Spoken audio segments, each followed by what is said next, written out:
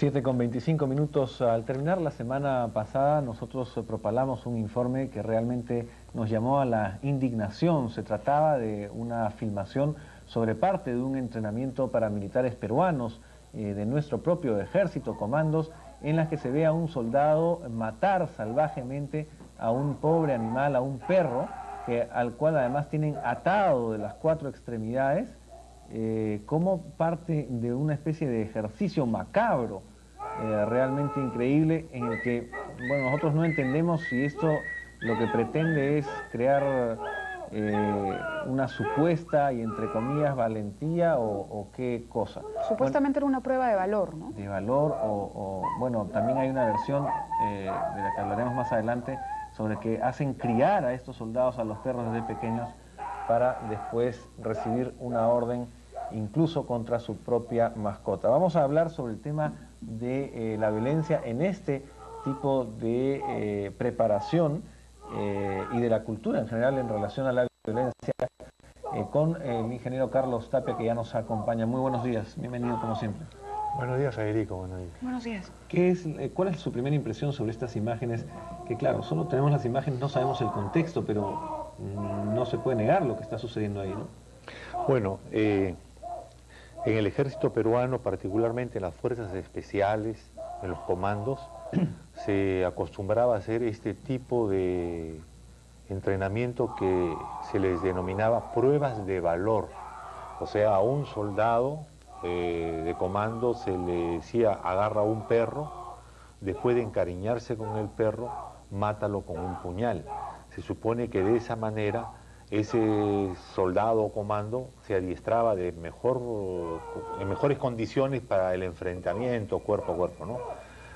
Entiendo de que ya en los últimos tiempos este tipo de entrenamiento ha sido suprimido porque, como se podrá entender, eso no fortalece el valor del soldado. Lo que hace es pervierte los valores del soldado y los lleva a tener actitudes crueles. Una cosa es ser valeroso en el combate y otra cosa es ser cruel. Valeroso en el combate fueron el coronel Valer, el comandante Jiménez en el rescate a los rehenes de la resistencia del embajador de Japón. Cruel es lo del grupo Colina, que a estudiantes desarmados, enmarrocados, se les tortura, se les mata y se les quema, ¿no es cierto? El ejército peruano no puede sostenerse sobre el hábito de la crueldad. El ejército peruano tiene que sostenerse sobre el hábito del valor. Y más aún, este tipo de entrenamiento no se utiliza para una guerra convencional, porque en una guerra con el Ecuador no es cierto que los soldados peruanos actuarían así con los soldados ecuatorianos, ¿no es cierto? Se respetarían los derechos de la guerra, en fin. Pero en cambio, cuando en la violencia política interna se utilizaron estos métodos, se desarrolló lo que se denominó la guerra sucia. Felizmente, repito, esto está siendo superado y son pocos los militares ya como el teniente Portela y son muchos los militares como el general Quiabra, ¿no? Entonces, felizmente usted nos dice que estas prácticas ya vienen siendo desterradas, digamos, en la formación de nuestros militares. Sin embargo, existe otro tipo de comportamiento, yo lo conozco de cerca porque tengo muchos familiares en la milicia, marinos, algunos otros del ejército, que se cometen también abusos con los que recién ingresan a las Fuerzas Armadas. O sea, no es solamente este tipo de ejercicio contra un animal indefenso, sino que además hay abusos de parte de los superiores contra los del grado inferior, contra los que llaman incluso perros, ¿no? Que los obligan a tomar una serie de cosas que atentan ya contra la salud, ¿no? A lustrar zapatos, en fin, hacer una serie de ejercicios bastante degradantes para cualquier ser humano. ¿Eso también se está corrigiendo o todavía es un punto a revisar? Todavía es parte de la tradición de las escuelas militares, ¿no? Algo así como el bautizo de los cachimbos que ingresan a un instituto armado, los cadetes de año superior los obligan a determinado tipo de acciones, comer cosas que no les gustan, o en el caso de la Marina de Guerra, meterlos al agua, en fin.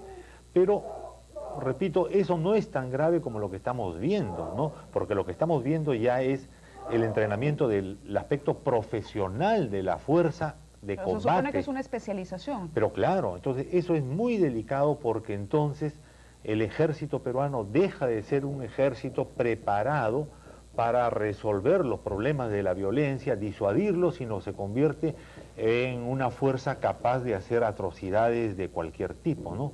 Esto también podríamos compararlo con lo que ha sucedido hace apenas unos días, cuando las fuerzas de la DIROES, de nuestra Policía Nacional, ha rescatado del Valle del Río N a colonos que habían sido secuestrados por Sendero Luminoso, ¿no? Entran y rescatan a los niños, rescatan a la persona secuestrada, ¿no? No entra y los tortura y los mata.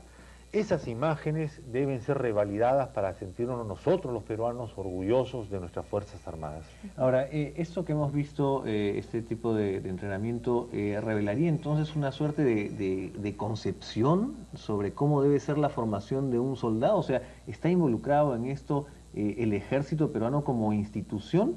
¿O es quizá lo que se le ocurrió a un comando, a un jefe de comandos en un caso particular? ¿O habría que ver el tema de la concepción sobre la preparación de los soldados y de la lucha? No, lo que hemos visto por televisión era un curso, por lo tanto no era producto de la decisión de un capitán cualquiera que dijera, ahora se me ocurre, a ver, cada uno traiga un perro y apuñálenlo, ¿no? No, era una forma de concebir la formación de estos comandos, ¿no?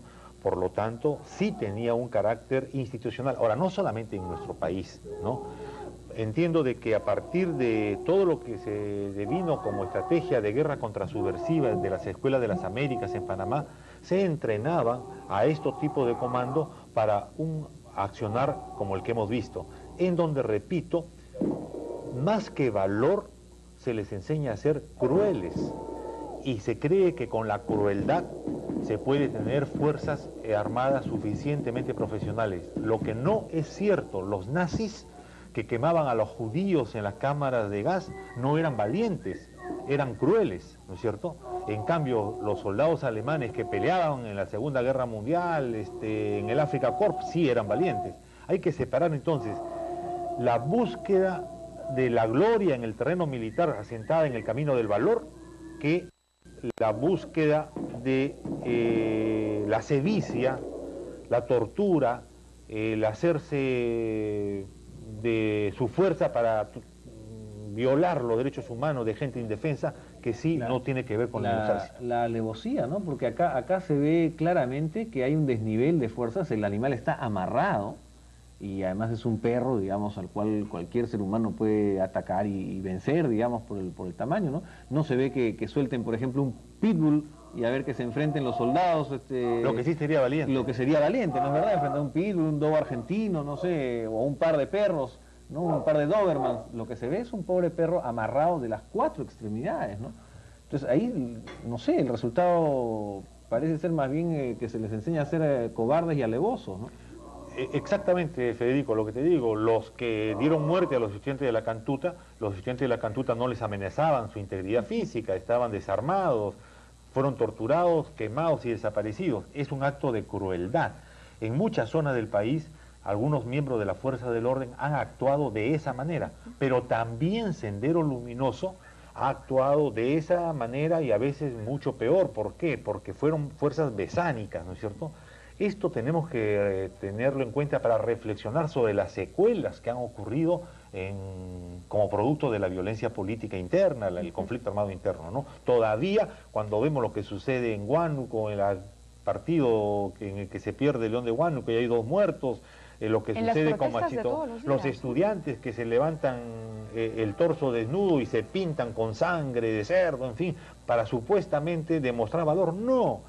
Es una manera deshumanizada en que las protestas tienden a querer hacer uso de la violencia para resolver sus justos o no justos reclamos.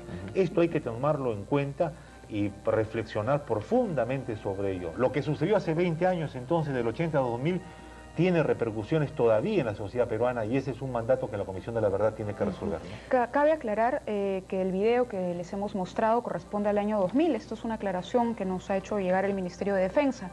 Igual es un tema pertinente y que teníamos que tocar, pero hace solo unos instantes hemos recibido una llamada aclarando eso, que el video corresponde al año 2000, no es de este año.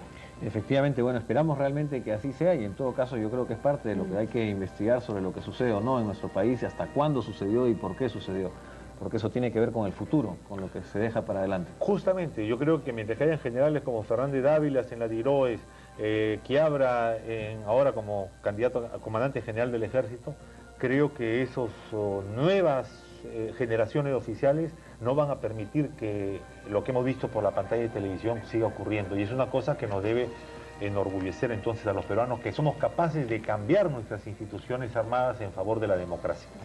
Muchas gracias a Carlos Tapia por habernos ilustrado sobre este tema tan importante para todos nosotros. 7:36 minutos.